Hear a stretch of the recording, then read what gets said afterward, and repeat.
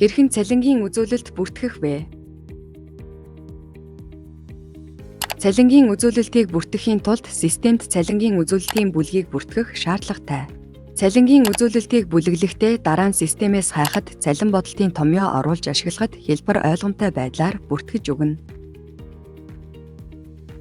Хүний нөөцийн менежмент цонхны лавлах цэсээс цалингийн үзүүлэлт гэсэн дараалалаар ороход дараах цонх харагдана. Нэмэх товч дээр дарж суурь цалин бүртгэе. Суурь цалин бүртгэхийн тулд эхлээд гараас код оруулж өгнө. Үзүүлэлтийн бүлэг дээр аль бүлэгт хамрагдахыг сонгож өгнө. Үзүүлэлт өндөрлөлтийг хэвээр байхаар сонгосон. Нэр дээр нь суурь цалин.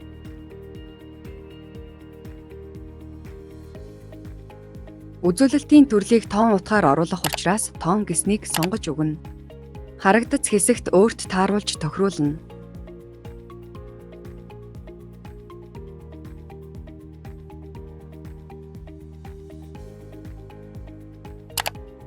Тоон утга дээр наривчлалтай харахаар сонгосон. Томьёо оруулах дараад. Үндсэн цалингийн бүлэг нь тэг нэг бүлэгт бүртгэлтэй учраас эндээс сонгоод нэмэх тэмдэг дарна. Ур чадварын нэмэгдлийг тэг 4 бүлэгт тохируулсан учраас энэ бүлгээс сонгож хадгалахдаа томьёо оруулах товч дарж хадгална.